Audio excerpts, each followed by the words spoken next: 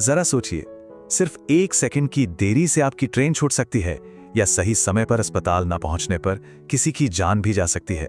आज की इस तेज तर्रार दुनिया में समय की सटीकता का दांव सच में बहुत बड़ा है। हमारे आज के इस एक्सप्लेनर में हम समय मापने के इसी शानदार सफर को खंगालने वाले हैं।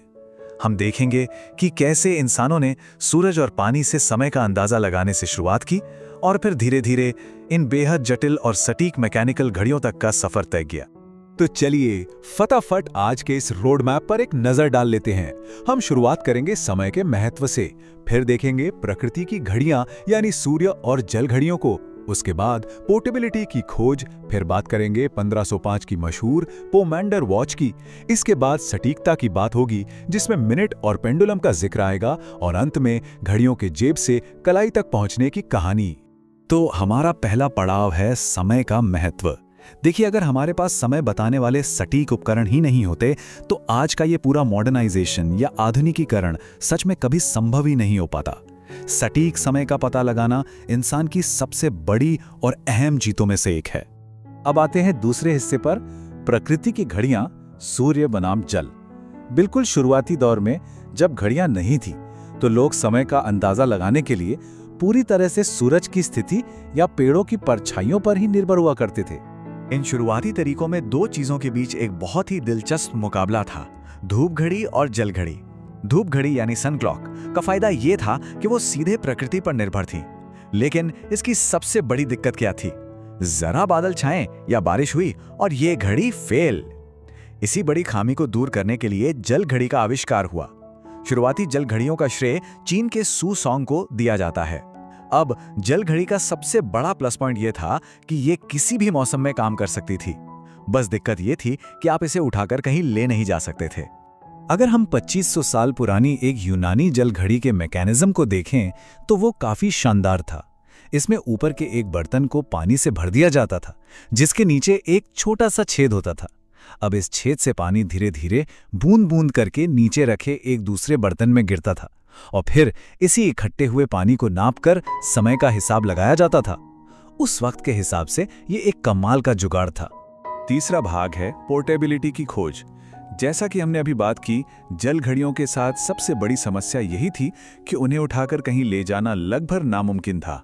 तो जाहिर है एक ऐसे डिवाइस की बहुत ज्यादा डिमांड होने लगी जिसे लोग आसानी से अपने साथ कहीं भी ले जा सकें।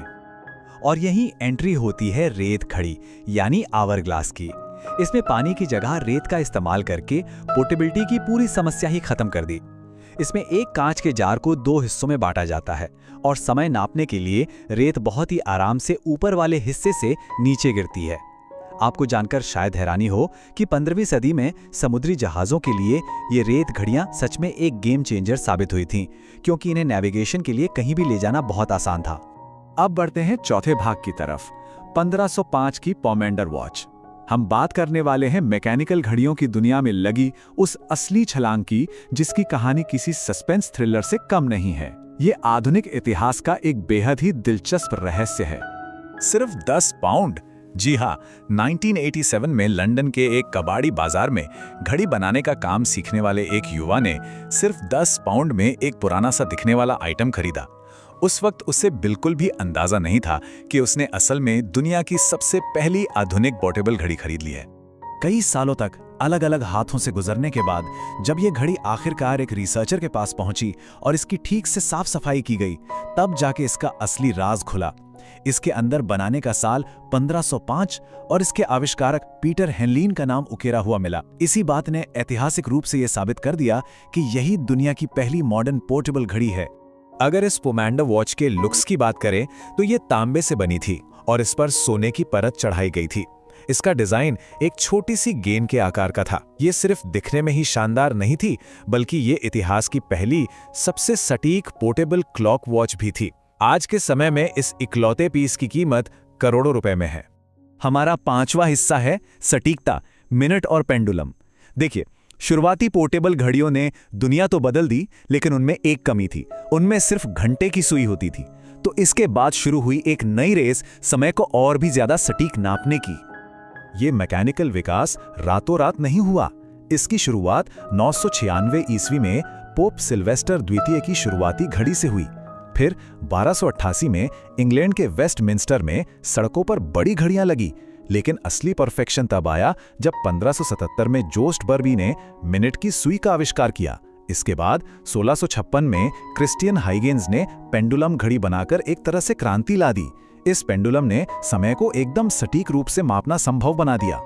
और अब हम आते हैं अपने छठे और आखिरी भाग पर, जेब से कलाई तक।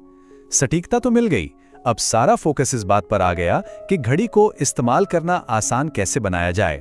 1650 के दशक तक लोग अपनी जेबों में पॉकेट वॉच लेकर चलने लगे थे, लेकिन बार बार टाइम देखने के लिए जेब से घड़ी निकालना यह सच में एक बहुत ही इरिटेटिंग काम बन चुका था। यहाँ पर एक बहुत ही मजेदार किस्सा है। फ्रांसीसी गणितज्ञ और भौतिक विज्ञानी ब्लेस पास्कल को भी बार बार जेब से घड़ी निकालने में बड़ी चिढ़ होती थी। तो उन्होंने क्या किया? उन्होंने अपनी पॉकेट वॉच में एक रस्सी बांधी और उसे सीधी अपनी कलाई पर बांध लिया। बस उसी एक छोटे से जुगाड़ ने कलाई घड़ी यानी रिस्ट वॉच के कॉन्सेप्ट को जन्म दे दिया। वैसे अगर इस पूरे ग्लोबल इतिहास को भारत से जोड़कर देखें तो कहानी एक अलग ही स्केल पर नजर आती है। जब 18वीं सदी में यूरोप छोटी मैकेनिकल घड़ियों की तरफ भाग रहा था, तब भारत में जयपुर के महाराजा जयसिंह द्वितीय ने एक अलग ही रास्ता चुना। उन्होंने जयपुर और दिल्ली सहित 5 जगहों पर विशाल जंतर मंतर का निर्माण करवाया। ये इतनी बड़ी और अद्भुत सूर्य घड़ियां हैं जो आज भी सूरज की रोशनी के आधार पर एकदम अचूक समय बताती हैं। तो प्रकृति से लेकर यांत्रिकी तक के इस कमाल के सफर को समझने के बाद एक बहुत ही गहरा सवाल जहन में आता है, क्या समय मापने की इस तकनीक ने हमें समय का मालिक बना दिया है, या फिर इन घड़ियों ने ही हमारे पूरे आधुनिक समाज को अपने कंट्रोल में ले लिया है? इस बारे में जरूर सोचिएगा। आज के इस एक्सप्लेनर में हमारे साथ जुड़ने के लिए आपका बहुत बहुत धन्यवाद।